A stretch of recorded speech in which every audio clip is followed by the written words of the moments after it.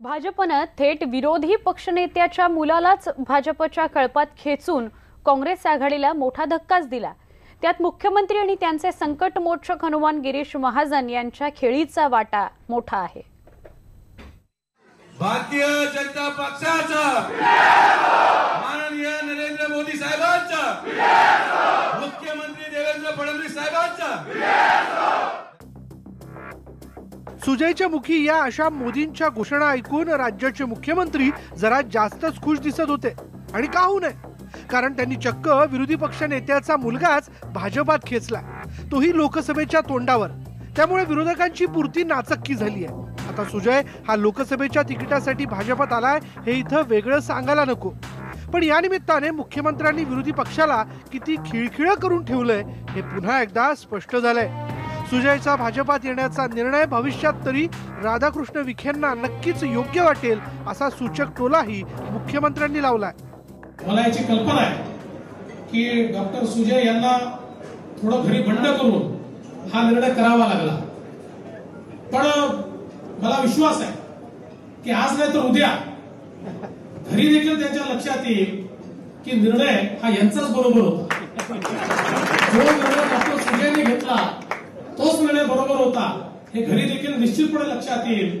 आणि मला विश्वास आहे की येत्या कालावधीमध्ये एक अतिशय मजबूत अशा प्रकारचं नेतृत्व सुजयच्या माध्यमातून आपल्याला पाहायला मिळेल। सध्याच्या निवडणुकीच्या ज्या तारखा आता आल्या आहेत, जवळजवळ येथील अशा प्रकारचे अनेक भूकंपाचे धक्के हे आम्ही आमच्या निवडणुकीला देऊन निवडणुका लक्षात ठेवू।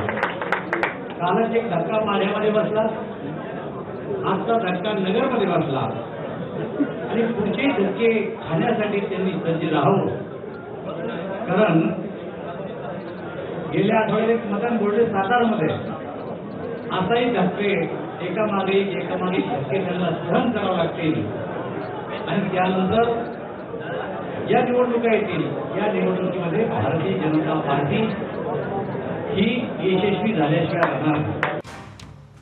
फक्त सुजयच नाही तर राष्ट्रवादीतले दिग्गज मोहिते पाटील घराण्याचा मुलगा रणजित सिंहलाही गळाला लावण्याचे प्रयत्न भाजपने चालवले। माढ्यातून उमेदवारी देताना पवारांनी काही दगाफटका केलाच, तर रणजित सिंह मोहिते देखील भाजपात यायला एका पायावर तयार असल्याचं सांगितलं जात आहे। किंबहुना त्यांनी गिरीश महाजनांची दोनदा भेटही घेतली आहे। फक्त रणजित नाही तर कालिदास कुळमकर सारखे आणखीनही बरेच प्रवेश पाईपलाईन मध्ये असल्याचा गौप्यस्फोट गिरीश महाजनांनी यावेळी केलाय। असे अनेक लोक आहेत की त्याचं मी नाव या ठिकाणी घेऊ शकतो। मी सांगितलं की इथं राजकारणामध्ये काही अशक्य नसतं, काही होऊ शकतं आणि भविष्याच्या काळामध्ये काय दडलेलं आहे हे मला वाटतं आपल्याला काही कालांतराने दिवसांनी बघायला मिळेल। इतकी मोठी निवडणूक आहे, खरं लोकसभा त्यानंतर विधानसभा होऊ घातली आहे, विरोधी पक्ष कमकुवत होणं म्हणजे तुमची ताकद वाढणं असंच याचा अर्थ आहे। हे निश्चित आहे, पण आपण बघितलं असेल की राज्यामध्ये असेल किंवा देशामध्ये असेल संपूर्ण देश आता एकवटलेला आहे। पंतप्रधान नरेंद्र मोदी सारखे खंबीर नेतृत्व देशाला मिळालेलं आहे। देवेंद्र फडणवीसांनी मुख्यमंत्रीपदाची धुरा सांभाळल्यानंतर विरोधकांनी त्यांच्या वाटेत अनेक काटे पेरण्याचा प्रयत्न केला, पण मुरब्बी मुख्यमंत्र्यांनी चक्क विरोधी पक्ष नेत्याचा मुलगाच पुढून काँग्रेस आघाडीच्या शिडातली हवाच काढून घेतली। आणि या कामात त्यांना मोलाची साथ लाभली आहे, ती अर्थातच भाजपचे हनुमान म्हणून आणि संकटमोचक म्हणून ओळखले जाणारे गिरीश महाजन यांची। त्यामुळे भविष्यात विरोधी पक्षाचे आणखी काही आमदार भाजपच्या गळाला लागल्यास अजिबात आश्चर्य वाटायला नको।